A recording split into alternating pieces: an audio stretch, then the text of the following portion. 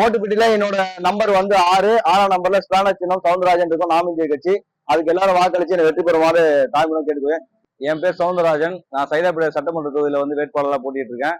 நாம் இந்தியர் கட்சி சார்பாக. நாம் இந்தியர் கட்சி கடந்த ஒரு 7 வருஷமா வந்து தென் மாவட்டங்கள் அதிகமா இருக்கு. இந்த வாட்டி முதல் முறையா வந்து வட மாவட்டமான அதுவும் தலைநகரான சென்னையில வந்து ஒரு 6 தொகுதியில நாங்க போட்டிடுறோம். தமிழகம் முழுக்க ஒரு 32 தொகுதியில போட்டிடுறோம். இங்க எங்களுக்கு வெற்றி வாய்ப்பு பிரகாசமா இருக்கு. கடந்த 10 நாளா நாங்க தொடர்ந்து பிரச்சாரம் பண்ணிட்டு இருக்கோம். மக்கள் எங்களுக்கு பெரிய ஆதரவு கொடுத்துட்டு இருக்காங்க. நாங்க பார்த்த வரைக்கும் மற்ற கட்சிகளை விட எங்க கட்சிக்கான ஆதரவு ரொம்ப அதிகமாவே இருக்கு. ஆமா, சைதாப்பேட்டை பிரச்சனைகள் பாத்தீங்கன்னா நான் கொடுத்துருக்க நோட்டீஸ்ல என்னுடைய முதல் சிக்ஸர் அப்படின்னு சொல்லி நான் கொடுத்துருக்கேன். அதுல 6 பிரச்சனை சொல்லியிருக்கேன். முதல் பிரச்சனை என்ன கேட்டீங்கன்னா, அந்த ஜீனிஸ் ரோடு இருக்கக்கூடிய அந்த மார்க்கெட் டிராபிக். அதுக்கு முக்கியமான காரணம் அங்க இருக்கக்கூடிய அந்த மீன் மார்க்கெட்டு.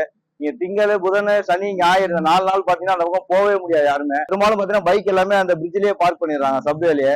அதனால அங்க இருக்க மீன் மார்க்கெட்டை எடுத்து நவீன பயன்படுத்தி வேற ஒரு இடத்துல கிட்டத்தட்ட ஆடு தொட்டி இருக்கு இல்லையா, நவீன ஆட்டு வச்சு கூட கட்டியிருக்காங்க.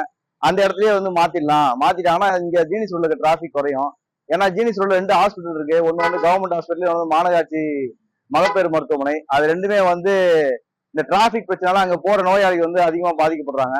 அது என்னோட முதல் கோரிக்கையா சொல்லியிருக்கேன். ரெண்டாவது வந்து பாத்தீங்கன்னா வந்து அந்த மகப்பேறு மருத்துவமனையில வந்து இசிஜி, எக்கோ, ஸ்கேன் போன்ற கருவி வந்து கொஞ்சம் கம்மியா இருக்கு. அதனால பெரும்பாலும் கர்ப்பிணி பெண்களை வந்து ஆனந்தூர் சாலையில் இருக்கக்கூடிய கலைஞர் ஹாஸ்பிட்டல்ல வந்து இப்போதான் எடுத்துட்டு வர சொல்றாங்க, நூற்றாண்டு மருத்துவமனையில. அதை குறைக்கிறதுக்காக கூடுதலா வந்து எக்ஸ்ரே, இசிஜி மிஷின் வந்து வாங்கணும் அப்படின்னு சொல்லி அது ஒரு வாக்குறுதியா கொடுத்துருக்கேன். அதுக்கான நடவடிக்கை எடுக்கப்படும் சொல்லி. பெரும்பாலும் வந்து பாத்தீங்கன்னா சைதாப்பேட்டில் வந்து லோ மிடில் கிளாஸ் இல்ல லோ கிளாஸ் பீப்புள் தான் ரொம்ப இங்க அதிகம். அவங்க பெரும்பாலும் ஸ்லம் கிளீனர்ஸ் போர்ட்ல இல்ல நகர்ப்புற வாழ்வு மேம்பாடு வாரியத்துக்கு வீடு கட்டி கொடுத்து ரொம்ப பழைய வீடுகள்லாம் இருக்கு, அதெல்லாம் மறுசீரமைக்கணும்ன்றது சொல்லியிருக்கோம். இதெல்லாம் அடையாள ஆற்றங்கரை ஓரம் இருக்கக்கூடிய மக்களுக்கு வந்து அதே இடத்துல இந்த மாதிரி நகர்ப்புற வாழ்விட மேம்பாட்டு வாரியத்தின் கீழே அவங்களுக்கு வந்து புதுசா வீடு கட்டி கொடுக்கணும்னு சொல்லியிருக்கோம். பிரச்சனை இங்க இருக்கு. அதே மாதிரி பட்டா பிரச்சனை இருக்கு, பட்டா கரெக்ஷன்ஸ் இருக்கு. இந்த மாதிரி வருவாய்த்துறை சார்ந்த விஷயங்களையும் வந்து சரி பண்ணி கொடுக்கணும்னு சொல்லியிருக்கோம். இங்க இருக்கக்கூடிய மாநகராட்சி பள்ளியில மழலையர்களுக்கு வந்து பள்ளிக்கு ஒரு வேன் வாங்கணும்னு சொல்லியிருக்கோம்.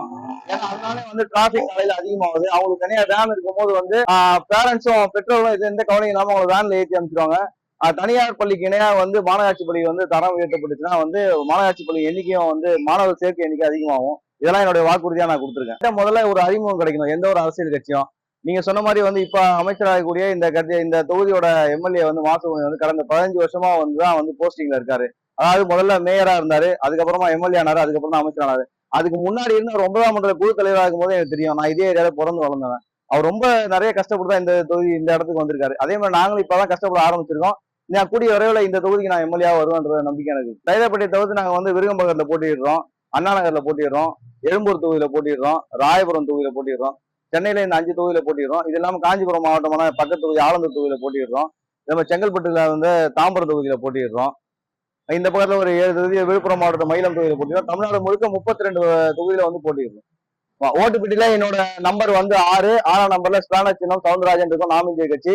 அதுக்கு எல்லாரும் வாக்களிச்சு என்னை வெற்றி பெறுமாறு தாய்மொழி கேட்டுக்குவேன். இன்னும் ஒரு விஷயத்த நான் உங்களுக்கு பதிவு பண்ணிடுறேன். ஏன்னா நாங்க தான் வந்து இந்த என்னுடைய முதல் சிக்ஸர் அப்படின்ற விஷயத்த சொன்னோம். அதுல வந்து டிராபிக் பிரச்சனை, அப்புறம் வந்து அர்பன் ஹாபிட்டட் நகர்ப்புற வாழ்விட மேம்பாட்டு வாரியத்துக்கு எல்லாம் வீடு கட்டிக்கணும்னு சொன்னோம். நேற்று வந்து முதலமைச்சர் வந்து சென்னை முழுக்க சென்னை சூப்பர் சிக்ஸ் இதே விஷயத்த ரிலீஸ் பண்ணியிருக்காரு. கிட்டத்தட்ட எங்களோட கோரிக்கை எப்படியோ ஏதோ ஒரு முதலமைச்சர் வரைக்கும் போயிருக்குன்னு நினைச்சது எங்களுக்கு ஒரு சந்தோஷம் தான்.